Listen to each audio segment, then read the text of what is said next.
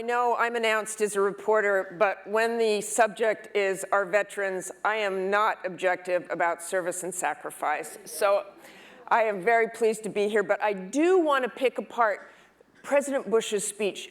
I think he buried the lead, okay? Did you notice he dropped the D from PTSD? Thank you, President Bush. And that is a really great first step to have a former president say, it's not a disorder. That helps remove the stigma. I'm very honored to be with these two gentlemen today, and I want you to just look here. They are representative of what can be done. What can be done to employ our veterans to help them make that transition? We have supply and we have demand. Steve Schwarzman employs 1 million people in Blackstone. Peter Pace, as former chairman of the Joint Chiefs, 2.5 million returning veterans already and 1 million more to come. And I want to start with you, General Pace. Who are these veterans? What do they have to offer? Well, Martha, thanks very much. First of all, thank you to you and Steve for being here today. Mr. President, Mrs. Bush, and everyone here at the Institute. This is terrific. Thank you. Dr. Biden, God bless you for what you're doing at the national level. And to all of you here in the audience, I know many of you, and I know each of you are here because you love your fellow countrymen who are serving the country right now, and we thank you for being here. So who are these veterans we're trying to empower? First of all, they're patriots. Every single one of them has enlisted or re-enlisted multiple times since 9/11. They know and they knew what they were volunteering to do. They were volunteering to enter the armed forces of the United States while the nation was at war. And they fully knew and expected that they would deploy to war.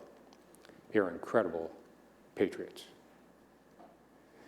They also know how to grow where they're planted, meaning they have their own personal desires, but these are men and women who subordinate themselves to what the organization needs.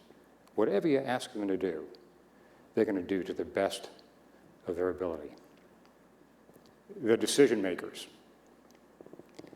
You know, the admirals and generals plan the battles, but the lieutenants and the captains, the lance corporals and sergeants, they're the ones who make the decisions on the fly that take the commander's intent and turn it into victory. You understand how that can translate in today's business environment. They have a great moral compass. You don't go into the ugliness of war and come out the other side without having taken a measure of yourself. And these men and women know where their left and right limits are, so to speak, with regard to their own moral compass and what they will do in the military and what they will do in business. They are certainly courageous. Clearly, the valor kind of courageous. But equally important, and especially as they transition, is the courage to speak their mind, to know who they are, to question authority when it should be questioned, and to help the leaders understand how best to lead in the direction in which they should lead. They are very comfortable with uncertainty. That's what battle's about. They are men and women of incredible integrity. Someone once said, if you have integrity, nothing else matters. If you don't have integrity, nothing else matters. These men and women have integrity. They are team builders. They are team players, and they are team builders, and they are leaders of the first order. And they know how to take care of their people. I don't care whether you're in business or in military service. All of us want to work for a caring leader. That's what these young men and women are. They are caring leaders. And it leads then to what I would call 3 imperatives for our nation. Imperative number 1 is the moral and social imperative. Yes, we should have a discussion about 1% defending the 99%. But more important, I think, for where we're going and for their future is how they fit into the social structure of the United States. They are the next best generation. They are the leaders of the future. They are the entrepreneurs. They are the CEOs. They are the men and women who our grandchildren and great-grandchildren are going to look to for leadership, and who are going to take this country on the path the president described, which is to remain the best nation on the planet. There's a national security imperative. We have the world's finest armed forces. Not just because we have incredible machines, which we do, but more importantly, because we have incredible young men and women who volunteer to serve. It is the knowledge that their fellow countrymen respect what they do. It is the knowledge that when they do serve, that all of you in this room and all who are watching on television right now are out there ready to welcome them home and help them transition. That empowers them. That empowers our best and our brightest to volunteer for military service. And the last imperative is that of global competitiveness. And since I'm sitting next to an expert on global competitiveness, I'm going to stop and let him take it. Who's done rather well with that. You, I know, set a goal at Blackstone to hire 50,000 veterans. Tell us your experience, how that's going, and what you have seen in these veterans, including that transition and whether there's a difficulty in that transition. Well, this is an interesting program. I was at the White House when Jill and Michelle were talking, and I've never seen two husbands fall in line faster. And it was a terrific introduction of the Forces Initiative, and you know, the passion that you've heard from her and from Mrs. Obama, and actually from the President and the Vice President. It's really sincere, it's really important, and my hat's off to it. I'd also like to say, before I answer your question, I'd like to congratulate President Bush. You know, we've known each other for 47 years, even though we look like we're in our 30s, or at least vaguely feel that way. And it's terrific to see him with such a command presence and talking about such important things in a great way, and be here with Laura as well, and you know, really a wonderful, wonderful facility doing great things. In the hiring of veterans, this is an interesting thing, and we would not have gotten involved with this program without the White House initiative, because you know, we like leading our own normal lives.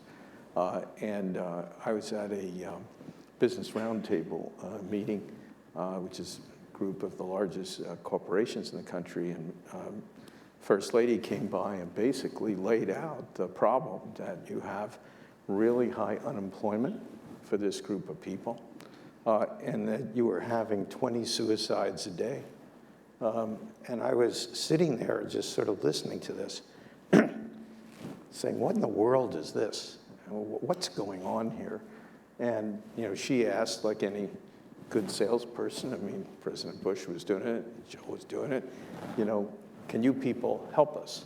And we'd like to get commitments from you to hire veterans. And I remember leaving the meeting. There were other speakers at the meeting, and I flew back to New York, and I was sitting in my car doing my normal reading. I got to my apartment, and I didn't go up because I was just sort of making pretend I was going to be relaxed when I got at home. And I kept thinking about this, and usually in the business world, we do things with cooperation, not just one-person rule.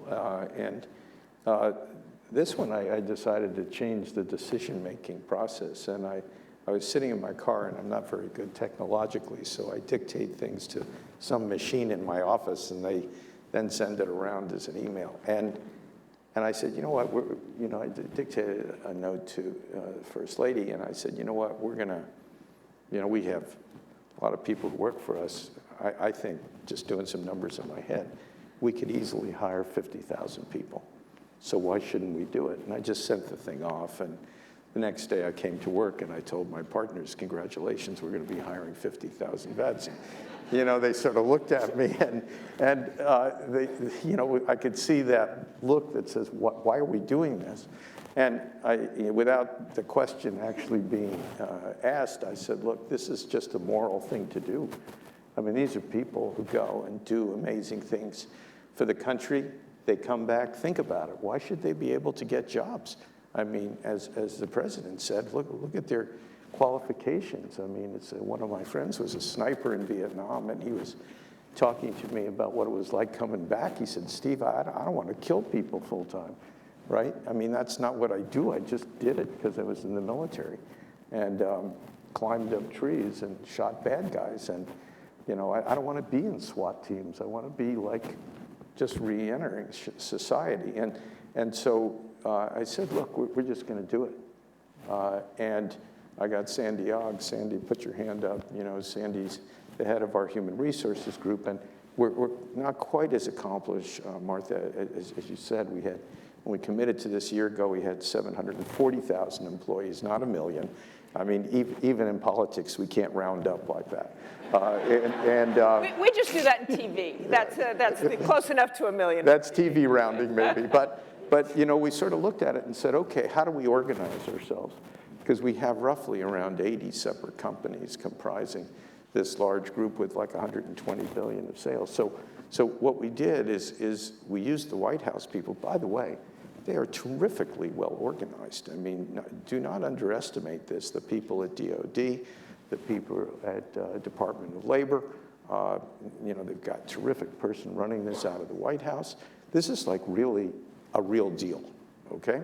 And so we sort of plugged into that and got our companies all together. And we had the military people and the DOL people come up and basically talk to all the heads of our companies and say, okay, this is what we're doing. And you know, here's goals for each of our companies. Now, what we learned is that there's like real friction here, right? Because think about it. When you get demobilized, you just are at some random fort and they let you out, right? That's not necessarily where the jobs are, right, in these particular areas. And the people are not trained for, you know, I would call it, I guess I should say in this form, the civilian world. And, you know, and so first thing we encountered is, well, what do we do here, right? How do we increase the probability of success? And so what we said to the forces that be is, look, we got to have access to these people before they get dumped out into the real world, the commercial world. And so now it's really, you know, this is why I say this group of people who's working on this are really terrific. They basically have given us access to military people a year before they're demobilized. That is like amazingly good because you can help train them and match them. And now we've gone back to the government and we've said, look, why don't we use the GI Bill to get, you know, in effect, on-the-job apprenticeship training to help these people even more, because when you come into a company and your skills are generalized, unless, you know, they happen to be specific, you know, how do you know what the right fit is for anybody? I mean, they're just like humans. They may be smart, they may have all the characteristics you say, but that doesn't mean they're going to fit. So what you need is some kind of internal rotation to see where that person works best, and that's something that we're working on. So what we've gotten, to just address your point finally, is we committed for 50,000. It's over 5 years. We, in the first 9 months, the commitments, by the way, are very specific. They're supposed to start January 1 of this year. We started as soon as we, you know, sort of sent the letter in, and we've hired 10,000 people in 9 months. And so now our commitment starts. So we're almost a year ahead of time. And, you know, we've got three Dallas companies that we own who are here today, Michael's stores in La Quinta and Exeter. And then we brought in a little Washington reinforcements from Hilton. And that's half of our 50,000 commitment, just those 4 companies. And I can tell you that the companies themselves are really enjoying this. It's helping to change culture. It's bringing in people who are really terrific. Let's talk about the companies. I want to open up to questions in just a minute, but if you would both briefly, before we talk about that, what the issues are that we have to solve from your point of view on the transition, from your point of view, for the companies that aren't doing this, for the people we want to reach out to and say, hire these veterans. If you would start, General Pace. Yeah, I think the biggest problem for everybody is in one side of this wall, you've got millions of veterans who want jobs. On the other side, you have great companies that want to hire them.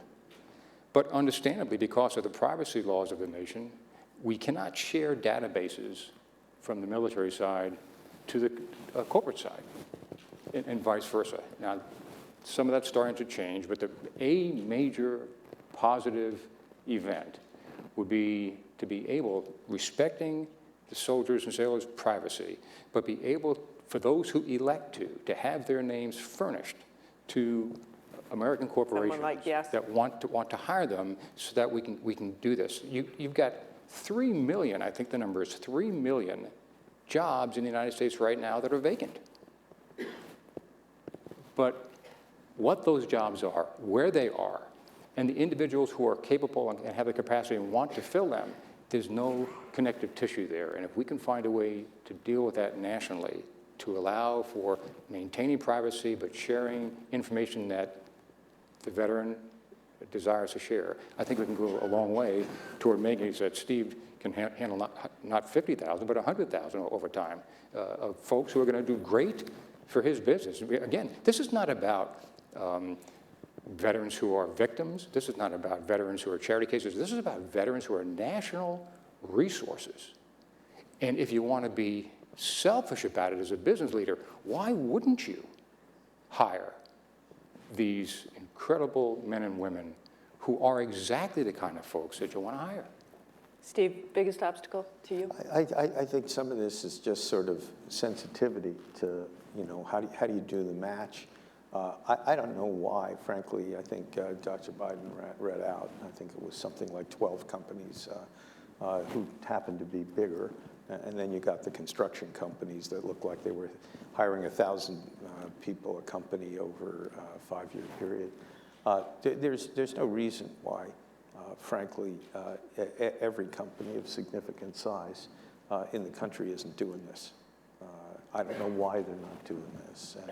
If they were, the people who run these companies, contrary to what you may read or hear in the press, are actually pretty nice people, and they're well-intentioned. And I think a little door-to-door sales wouldn't be a bad thing. If you can get in and talk with these people, they'll help you. There's actually no net cost of doing this other than a little inconvenience of focusing on something, because you're hiring people who are really good. And so I think, absent the technical stuff I was talking about of mismatches and people in wrong locations, and how do you get people who are let out in one state get to where the jobs really are, which needs another thing. I think we just need more people stepping up, and I think, frankly, and talking about it, and a dialogue like we're having today, and with this initiative. That's why this really makes a difference. If we're just talking to ourselves, it's interesting and important, but you really got to be talking to the people who aren't in the church, right? I mean, it's we are here, but I do want to open it up for questions. We have about 10 minutes for questions. If you will wait for the microphone, raise your hand first, and then state your name and your affiliation, if you would, please. Woman right here, you want to wait for the microphone? Unless you have a really loud voice. I'm pretty loud, so I don't... Okay.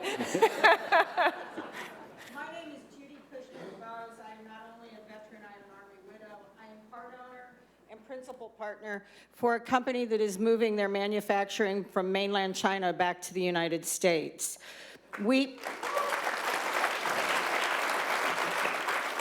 Thank you very much. It's the right thing to do. We manufacture golf products, and when everything is said and done, there are going to be very few golf products made in the USA. But what we have found is very valuable is we go to the recruiters. I know every one of my local recruiters in the Houston area. I've gone to Recruiting Command, and I've asked them to ask their recruiters to let me know when they know people are ETSing. My biggest thing that I think is a gap as an employer and as a veteran is that these young men and women need to continue to feel good about the fact that they've made the decision to get out, because they're very worried about what their future brings. Let's have General Pace talk about that. Thank you so much. Thank you. Well, thanks for what you're doing, number one. Number two, I think you hit on a very important fact, which is there is uncertainty for the military families that are transitioning. They are proud of their service. They've made the decision to return to corporate life, to civilian life, but they're nervous, especially a young guy or gal who started out, maybe went to high school and enlisted, or went to college and then went into a commissioned service. But you know, they're mid to late 20s. And they have served the nation incredibly well. They have all those skills I mentioned when I first started talking, but they've never had the experience in civilian life, in corporate life, in corporate America. And it makes you nervous. Listen, I was nervous about that at age 62 when I transitioned. Probably more nervous. Come on. So I get that, but I really applaud what you're doing. Wouldn't it be great though if PFC Pace is coming out and he could say to the institution, look, I'm going to leave next year, 6 months from now. I want to go back to Teaneck, New Jersey, wherever. And I'm interested in these things. And if that can be put into a database, where then the corporate world can go into that and say, okay, we're looking for X number of people in New Jersey to do these kinds of things. You see where I'm going. If we could just break down that one major barrier between this enormous supply of very talented people and the need on the part of the nation for very talented people, so they can get it linked together much more efficiently. That transition really starts early, that you really have to start that transition much earlier, it sounds like. Another question?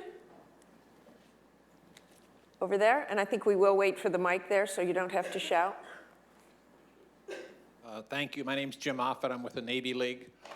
As a veteran and then a worker manager in the defense industry, my observation is that even though in the defense industry we very much wanted to hire veterans and we had veteran skills type jobs, we had other type jobs. And from an industry point of view, my biggest problem as a manager there or as a division director was convincing my HR that in fact they recognize the skills of people coming in. And of course, when you go out and do an advertisement and you're in a corporation, HR is the people who control the entry. So my question is, how do we educate our HR people to recognize the skills that veterans bring and the underlying capabilities they have? I think they are not in this church. I believe that they are somewhere else. Thank you. Well, by the way, I want to congratulate the lady who spoke previously. If I had a voice like yours, God knows what would have happened. Maybe you would have had 1 million jobs, okay? You didn't need that, Mike. I think with the HR question, you know, the HR departments work for companies and they have a CEO. And they actually want to please the CEO. This may surprise you. And so they basically do what they're told within, you know, the limits of human beings following orders who aren't in the military. You have to do this from the top. This is not a bubble upper. And the CEO of the company has got to say, this is a priority. This is what we're doing. This is why we think it's a good thing. You can loop in with the White House. I know it sounds like a remote big place. It's a small place, and it's focused. And you can have somebody come out and talk. You have to have a meeting. Somebody's got to be selling somebody on this concept. And you can't just do it yourself. It has to be from the top with the coordination. And then you can use other companies as references. What we do is we set up within our little orbit, you know, the HR people knowing the HR people. We have meetings just sort of generally by function among our 80 companies. We have one meeting for CEOs. We have one meeting, this is not all at the same time during the year, for HR people. We have one for general counsels. You know, where have we come to in America that you need a separate meeting for general counsels? That you know, this is like a subject at that meeting. And if you organize that way, it will happen for you. If you're just a free-floating molecule trying to make it happen, it's just too hard. So there is a support system that the White House has put in place. And if you see Sandy later, he's a tall guy with white hair. Those of us are envious as we have less hair. That, you know, he can tell you how we're doing it and looping in, and it really works. Really works, but you have to be part of the system. Okay, one more question. If I could, oh, can sure, I just chime in? Because You see that clock too, I do don't see you, the clock, sir? yeah. And I'll be very I quick. live by that clock. This is one place, though, where this forum can really have a major impact. It is the intent of not only this conference, but the one in the fall and the ones that are going to follow, to share best ideas and to capture those best ideas and publish them, so that over time would preferably, just using your example, have a manual perhaps that is aimed at HR personnel and what it is about military people, so that the leader can say what I want done, but the folks who have to make it happen have some resource to go to. And that's what the MSI initiative can really help with, I think. Right there.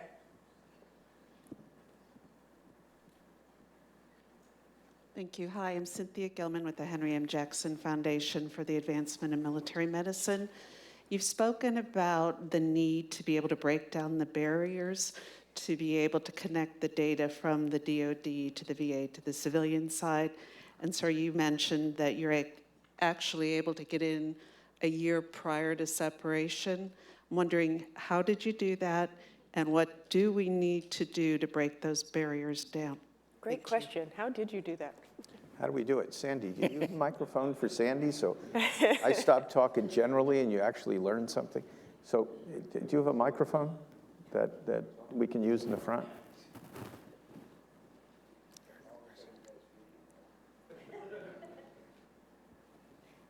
Yeah, I think exactly what Steve said about the different parts of the government. I mean, we had the conversation with the DoD. We expressed the need, and they were on it. It's done. Anyone has access to it. And anything we're doing on behalf of everyone. We're not doing things just on behalf of Blackstone. Sandy, do you have the They're going to hire him for the budget. Do you have the name of the person? Now, next, yeah. Do you have the name of the person that they coordinate with? The White House? Or at DOD or DOL? Yeah. Well, I mean, Rich Morales is here from the White House, and he's running the program on behalf of the First Lady. And Rich, why don't you stand up so people can see you? And All further questions go right to Rich Morales, yes. All right. The reason why it's important for him to stand up, I don't know why he doesn't like the visibility, but you know, he's the coordination point, and he'll get this stuff done. They're really, I mean, you know, the lore is that government isn't efficient, and I'm not going to take a position on that publicly.